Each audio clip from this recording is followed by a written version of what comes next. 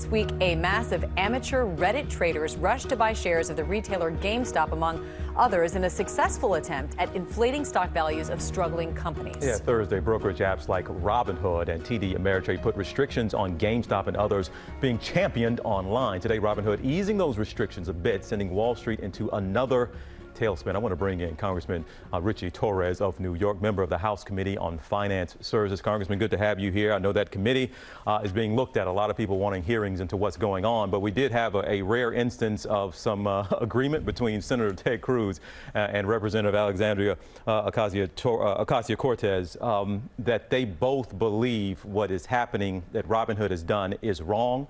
Are you on their side, that Robinhood, you believe Robinhood should not have halted these trades? I agree with their position. Every investor, every retail investor should have the right to freely trade on the stock market. And Robinhood had no right to restrict the trading. It is wrong to rewrite the rules in the middle of the game. And it's wrong to shut down the game simply because you disapprove of the outcome.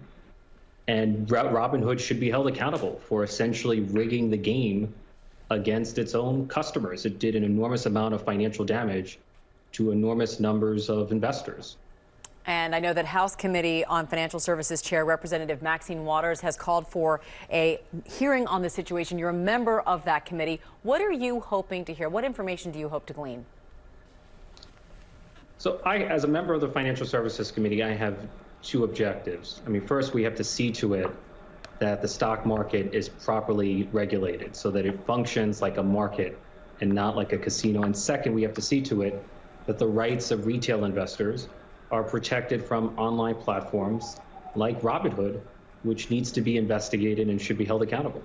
Are you in a position, though, that you kind of hit on it there about needs still maybe more checks and balances in place, but is this a case where you're celebrating the little guy, which a lot of people are right now, or you think the little guy, there need to be rules in place that wouldn't have allowed the little guys to do this either?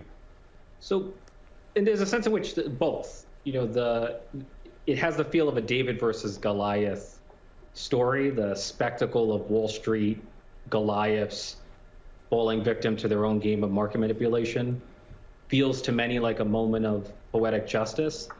But for me, the core problem here is deregulation. The SEC has been an absentee regulator, which has left the stock market wide open to manipulation, right? The stock price of a company can rise and fall drastically overnight, even if the company itself is performing no different. So the stock price is often disconnected from the actual value of a company.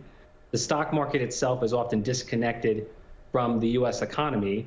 And so as far as I'm concerned, the SEC needs to have clear rules against market manipulation, and those rules should apply to all investors of all sizes, big and small.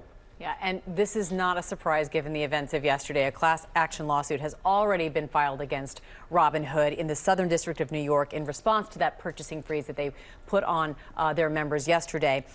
What merit do you give to this suit? Do you think that monies are owed? I mean, without question, Robinhood restricted the trading knowing, or it should have known, that it would cause the GameStop stock to fall, which serves the interest of the hedge fund. So it does undermine confidence that the stock market is a fair marketplace, is a level playing field. You know, you cannot say that it's wrong, that it's right for hedge funds to artificially drive down the value of a stock and then say it's wrong for retail investors to artificially drive up the value of the stock. You know, to have one set of rules for hedge funds and then have a more restrictive set of rules for retail investors is an indefensible double standard. There should be one stock market and there should be one set of rules for all of us. Yeah, the spotlight is there and everyone is looking. Even my 14-year-old is telling me about things she's seeing on TikTok about AMC stock. So the microscope is there and we can look a lot closer. New York Congressman Ritchie Torres, thank you so much for giving us your point of view. We certainly appreciate your time. Thank you.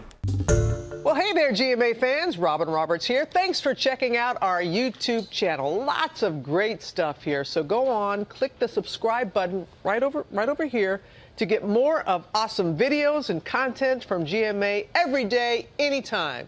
We thank you for watching. and we'll see you in the morning on GMA.